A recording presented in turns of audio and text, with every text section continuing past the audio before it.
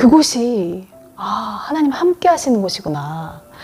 하나님께서 우리를 돌보고 계시구나 하는 그 마음에 너무 그게 이제 감격스러운 거예요. 안녕하세요. 별이맘의 영상일기 별이맘입니다. 네, 오늘은 뉴라이프 새생명교회 이야기 4번째 시간으로요. 아이들을 굶길까봐 전전긍긍했던 그 시절에 대한 이야기를 나눠보려고 합니다. 지난 시간에 저희에게 책을 쓰게 하셨던 이야기를 나눴었는데요. 그래서 2009년에 저희 남편에게 쓰게 하신 성령님의 임재를 연습하라라는 책이 출간이 되게 됐고요. 그것과 함께 저희 남편이 그동안 여의도 순복음교회 테이프실에서 직원으로 있었는데 그만두게 됐어요. 그래도 월급이 얼마 되지 않았지만 참 고정 수입이 없어진다는 건 내가 기대고 있던 난간 하나조차도 없는 느낌이더라고요. 어쨌든 이제 책이 출간이 되고 나서 기도 모임이나 집회 신청들이 요청이 많이 오게 됐고, 저희 남편도 기도하면서 그런 집회들을 인도를 하게 됐어요. 이제 목회자가 사례비를 보고 목회를 하는 건 아니지만 목회자 가정도 아주 기본적인 그 생활은 돼야 되잖아요. 처음에는 저희가 받던 월급보다 훨씬 수입이 좀 많더라고요. 그렇구나, 하나님이 이런 계획이 있으셨구나, 넉넉하게 살라고, 이렇게 하나님의 인도하심이 이렇게 멋지네 라는 생각을 했었는데, 뭐 집회나 기도 모임이 1년 내내 있는 게 아니라 이렇게 딱 끊겨지는 순간들이 있어요. 특히나 뭔가 책을 써야 된다는 그런 감동을 주시면 그것과 함께 어떻게 기도 모임이나 집회들도 자연스럽게 중단이 되는 거예요. 그러면 저희는 한 2, 3개월 그 수입이 없는 거예요.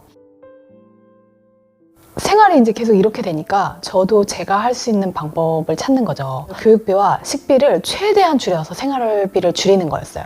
저희 큰아이 6살 때까지는 제가 이제 홈스쿨을 하면서 이제 최대한 안 들이면서 아이들을 이제 계속 키웠었는데, 7살이 되니까 이제 유치원을 안 보내고는 안 되겠더라고요. 근데 어떻게 하다가 이제 제가 잘못 찾아 들어간 곳이 병설 유치원이었어요. 이 병설 유치원은 아침에 데려다 주고 뭐 4시간 정도 수업을 하고 또 데리고 오기도 해야 되지만 한 달에 5만 원이면 되게 질 좋은 수업을 받을 수 있었어요. 그래서 그렇게 감사하게도 이제 아이 유치원도 보낼 수 있었고, 도서관에서 뭐 하루에 뭐 책 10권에서 20권씩 막 빌려다가 아이들 책 읽어주고 막 그런 걸 했었거든요. 하여튼 최대한 그렇게 생활비를 줄였었는데도 통장 잔고에 몇백 원이 남는 그런 시기가 와요. 그렇게 통장 잔고에 막 몇백 원이 남으니까 저는 괜찮은데요, 아이들을 굶길까봐 그게 너무 두렵더라고요. 그리고 그때 저는 하나님은 저를 구원하신 분이고 은혜를 주시는 분이긴 하지만 저를 돌보시는 아버지 하나님으로 믿지 못했었어요. 그러니까 마음이 너무 불안하고 낭망이 되니까 밤새 울다가 잠들기도 하고, 그래서 갚을 능력이라도 조금이라도 있으면 돈을 빌려보기라도 할 텐데 그럴 능력이 정말 안 되는 거예요. 이제 앞으로 또 어떻게 될지 모르니까. 다음날 되게 놀라운 일이 벌어졌어요. 통장에 모르는 사람의 이름으로 생활비 하세요 뭐 이런 식으로 돈이 들어와 있어요. 몇십만 원씩 막 이렇게 들어와 있는 거예요. 처음에는 그게 너무너무 신기했어요. 근데 이런 뭐 위기가 한두 번에 뭐 끝나는 게 아니니까 2009년부터 이제 고정 수입이 없기 시작해서 고정 수입이 아예 없었던 건 5년이에요. 거의 7, 8년간은 생활을 할 수 있을 정도의 고정 수입은 없었던 거예요. 결론적으로 저희는 단 한 번도 굶지 않았어요. 돈이 들어올 때도 있고요. 아니면 뭐 곡물이나 건어물, 뭐 생필품, 뭐 과일이 들어올 때도 있고, 이런 식으로 해서 어쨌든 우리가 굶지 않도록 하나님께서 뭔가를 이렇게 공급을 해주시더라고요. 때때마다 하나님께서 채워주시고 공급을 해주셔서 그렇게 살 수 있었고요. 그 고정 수입이 하나도 없었던 그 5년간에 사람을 기대하지 않는 훈련을 이렇게 철저하게 시켜주셨던 것 같아요. 훈련은 이제 아는 분이 저희가 이제 어려울 때 도움을 주기도 하시거든요. 근데 제가 참 믿음이 없다 보니까 또 다른 뭐 그런 비슷한 위기가 왔을 때 그 사람을 자꾸 기대하게 되는 거예요. 혹시 저번에 도와주셨던 그분이 이번에도 도와주지 않을까? 자꾸 그 사람을 바라보게 되고 기대하게 되는 거예요. 근데 절대 그 사람을 통해서는 하나님이 일하지 않으세요. 그 5년 동안의 경험을 하면서 제 마음의 훈련을 시켜주신 게, 사람은 내가 사랑하고 섬겨야 할 대상이지 의지하거나 기대할 대상이 아니구나 라는 게 훈련이 되어져 있더라고요.